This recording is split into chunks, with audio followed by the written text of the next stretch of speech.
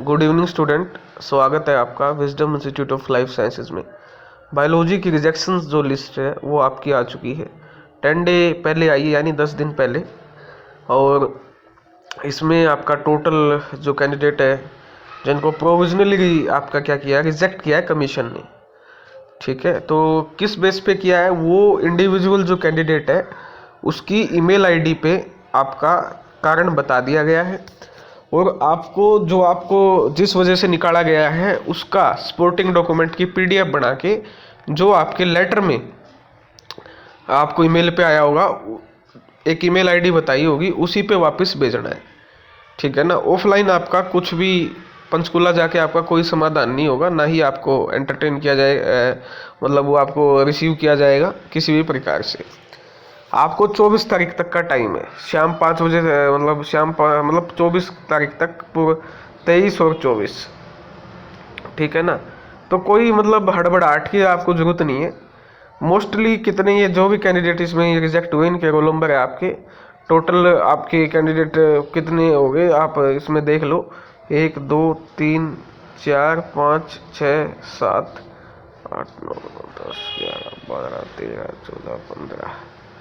ठीक है, 4 5 6 7 8 9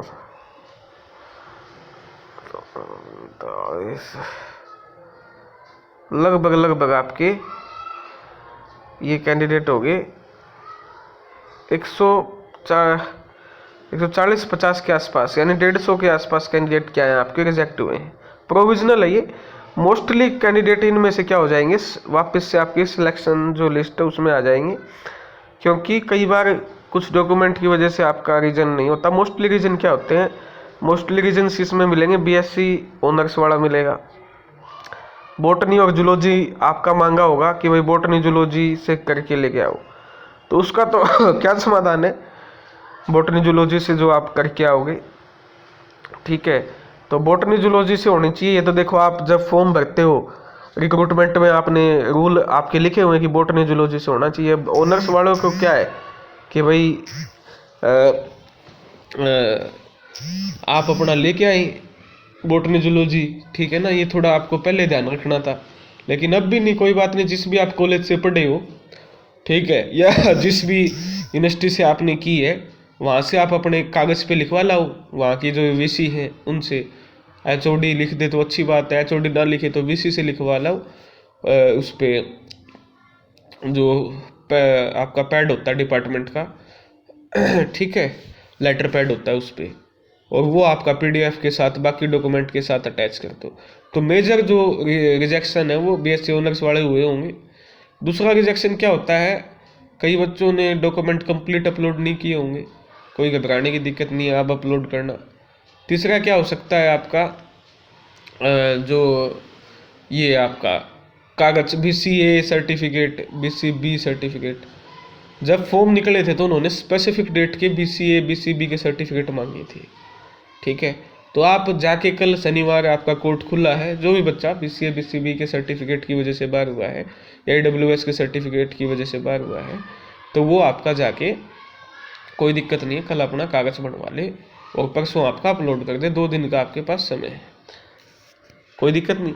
तो मैक्सिमम बच्चे जो ये 100-150 के आसपास है, इनमें से मैक्सिमम बच्चे वापस फेयरनेस वाले उसमें आ जाएंगे, और 50 एक बच्चे अधमार के आपके क्या होंगे, रिजेक्ट होंगे लास्ट तक। अब रिजेक्ट कौन कौन से बच्चे होंगे, रिजेक्ट वो बच्चे होंगे जो वाकई में फर्जी हैं। ठीक है, जिसकी एमएससी पूरी नहीं है, उन्होंने मज़े मज़े में फॉर्म भर दिया, चल एमएससी फर्स्ट ईयर में है, वो बाहर होंगे। जो बीएड फर्स्ट ईयर में है वैसे ही फॉर्म भर दिया, वो बाहर हो जाएंगे। जिनके पास एचटेट नहीं है वो बाहर हो जाएंगे। तो ये 3 प्रकार के जो बच्चे हैं ये आपके फाइनली रिजेक्टेड हो जाएंगे, क्योंकि इन चीज़ों का तो कोई समाधान नहीं है, आपने बेवजह आपका फॉर्म भरा है। ठीक है ना, तो देखो इनका तो कोई समाधान नहीं है। बाकी चीज़ों का मैंने बताया, घबराने की जरूरत नहीं है, आपका समाधान हो जाएगा। ठीक है, डोमिसाइल की वजह से कोई भी बच्चा रिजेक्ट नहीं हुआ है, ना ही होगा। डोमिसाइल का यहाँ कोई मैटर नहीं है, आधार कार्ड के बेस पे फॉर्म भरा गया है आपका, डोमिसाइल का कोई सिस्टम नहीं है। ठीक है, समझ में आ गया। फिर भी कोई बच्चे की स्पेसिफिक कोई कारण है जिसका आपको फिलहाल इलाज मतलब दिमाग में आ नहीं रहा कि मैं क्या करूं, तो वो बच्चा मेरे को कमेंट सेक्शन में ज़रूर बताना, समाधान करवाने का उनका प्रयास किया जाएगा। अब देख लेते हैं इंटरव्यू शेड्यूल क्या है। ये तो रिजेक्शन लिस्ट है। ये भाई ये आपका इंटरव्यू शेड्यूल है। 2 तारीख से 2 दिसंबर से शुरू होकर 6 दिसंबर तक चलेगा। मॉर्निंग टाइम जैसे कि मैं पहले भी बता चुका हूँ आप सभी साथियों को, मॉर्निंग टाइम जो है वो आपका सुबह 8 बजे रहेगा रिपोर्टिंग टाइम। और वही मैंने आपको बताया था 500 बच्चे हैं, 5 दिन के हिसाब से एक दिन में 100 बच्चे अगर ये वो करेंगे तो 500 बच्चे यानी 50-50 बच्चे आपके यहाँ पर बुलाने का प्रयास किया गया है। ठीक है, फिर इवनिंग का रिपोर्टिंग टाइम 12 है, पिछली बार भी यही था। ऐसे फिर 2 तारीख को होगा, ठीक है, 3 को, 4 को, 5 को और ये फिर आपका 6 को। ठीक है, वहाँ भी आपकी क्या होगी, ये तो अब फिलहाल कमीशन ने चेक किए डॉक्यूमेंट, जब आप इंटरव्यू के लिए एंटर करोगे वहाँ भी आपकी क्या होगी, डॉक्यूमेंट वेरिफिकेशन होगी, बायोमेट्रिक होगी। ठीक है, आप अगर सेलेक्ट हो जाते हो, ठीक है, मेरिट लिस्ट में आ जाते हो, फिर डीएससी आपका डॉक्यूमेंट वेरिफिकेशन करेगा। ठीक है ना, तो चिंता मत कीजिए, कोई भी जो इनएलिजिबल बच्चा है वो प्रोसेस में आगे नहीं बढ़ेगा। ठीक है ना, तो ये आपकी सारी मैंने आपकी बता दी है, रिजेक्शन का कारण बता दिया है। ठीक है, किन रिजेक्टेड बच्चों को वापस उस लिस्ट में नाम आ जाएगा। ओनर्स वालों को कोई समस्या नहीं होगी, ओनर्स वाले अपना इत्मीनान से रहिए, उनको फाइनल रिजेक्ट नहीं किया जाएगा, कोई दिक्कत वाली बात नहीं है, या किसी ने कोई डीएमसी वगैरह नहीं लगाई, उनका समाधान हो जाएगा।